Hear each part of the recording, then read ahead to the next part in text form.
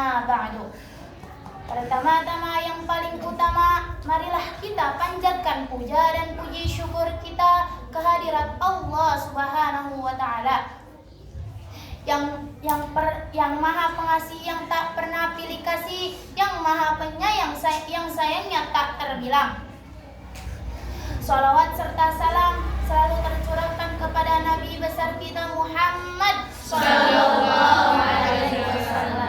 Yang saya muliakan, pengasuh pondok pesantren Nahdlatul Ulum Cempaka, Kiai Haji Imaduddin Usman. Yang saya hormati guru IPA kita, Bapak Sisbar Maya Ganteng yakni Jeffrey Nicole. Kami dari kelompok 1 akan membawakan presentasi IPA tentang sel dan perkembangannya. Presentasi yang pertama yaitu akan dibawakan oleh Uzma.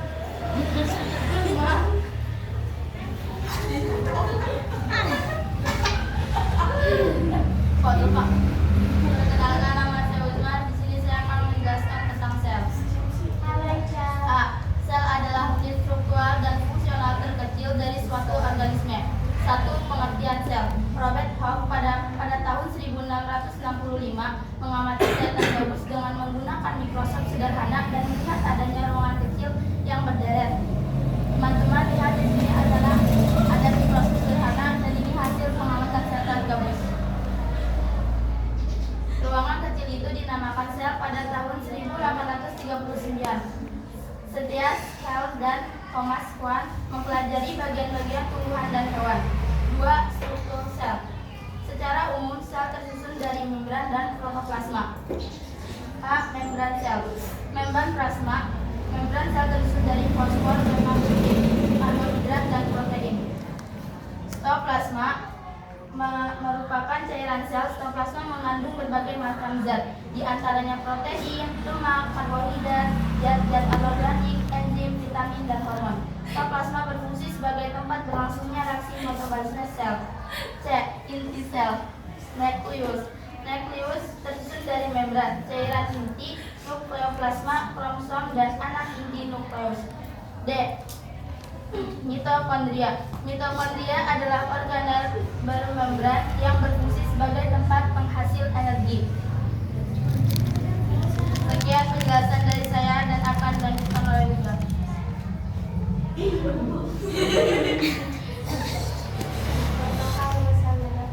Saya akan menjelaskan isbum.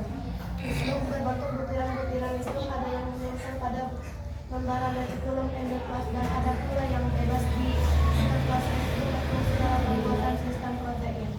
F. Retikulum endoplasum.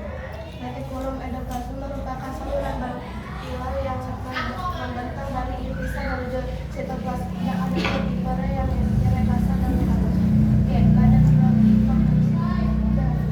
Badan biologi berbentuk seperti kumpulan kantong yang bertumpuk-tumpuk. Badan biologi berperan dalam mengidentifikasi bahan-bahan yang dihasilkan oleh rea dan menyalurkan ke organel-organel yang membutuhkan.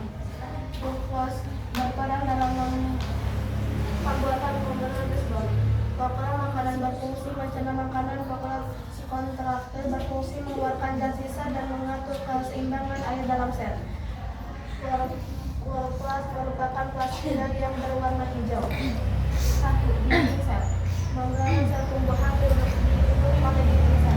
Selain melindungi sel, dinding sel juga menjaga bentuk sel tumbuhan agar tidak berubah dan rapuh. Dari penjelasan sebelumnya, diketahui bahwa antara sel tumbuhan dan sel hewan terdapat kesamaan dan perbedaan. Sekian penjelasan dari saya dan akan dilanjutkan oleh Nakila.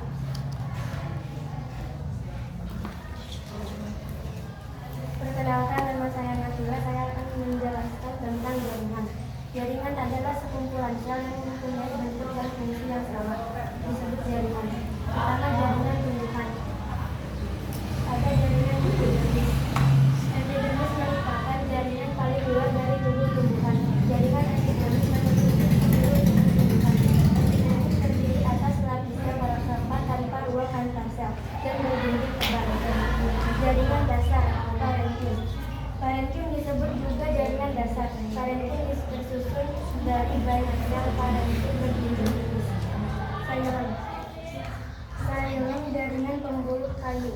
tersusun dari sel-sel memanjang yang sudah mati. Sel-sel tersebut saling menyambung membentuk suatu pembuluh. Floem. Jaringan pembuluh statis terdiri atas sel-sel tubuh berjaring tipis. Floem berfungsi untuk mengedarkan hasil fotosintesis dari daun ke seluruh tubuh tumbuhan.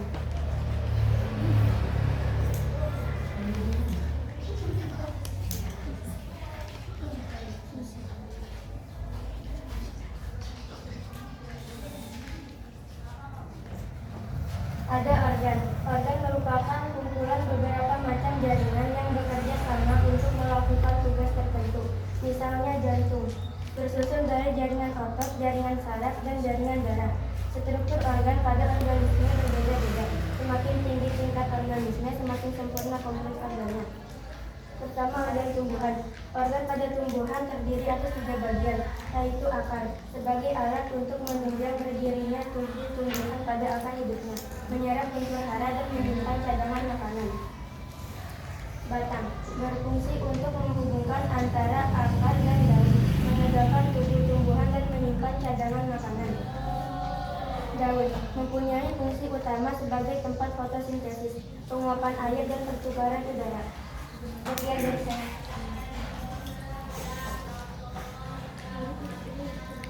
Kenapa nama saya Firda? Saya akan menjelaskan tentang sistem organ hewan dan manusia. Organ hewan pada tubuh hewan dan manusia mempunyai fungsi khusus. Lidah, hidung, telinga, dan mata sebagai organ pendidikan. Dan hidung sebagai organ pernapas. Saya akan menjelaskan tentang sistem peredaran darah. Sistem peredaran darah adalah jaringan berfungsi seluruh permukaan dan tubuh. Dari organ tubuh jaringan berfungsi sebagai pelindung tubuh atau organ. Berfungsi seluruh jaringan otot. Jaringan otot berfungsi sebagai alat gerak aktif berdasarkan selnya. Otot berdasarkan menjadi 3, yaitu otot duri terletak pada rangka atau tulang. Otot jantung hanya terdapat di jantung.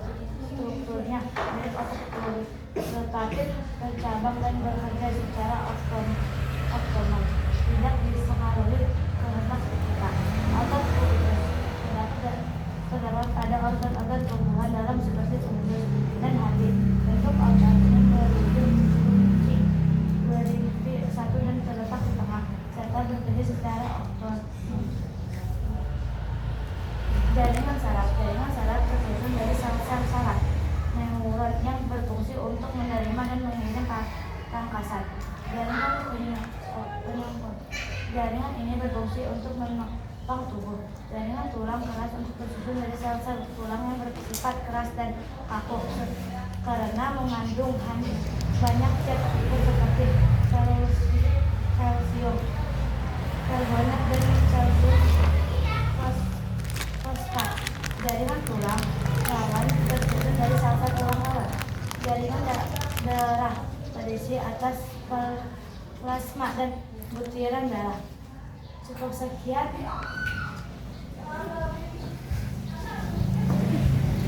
Selesai presentasi yang kami sampaikan, mohon maaf bila ada kesalahan. Sebelum diakhiri, kita ada kuis berhadiah nih. Siapa yang mau? Kita!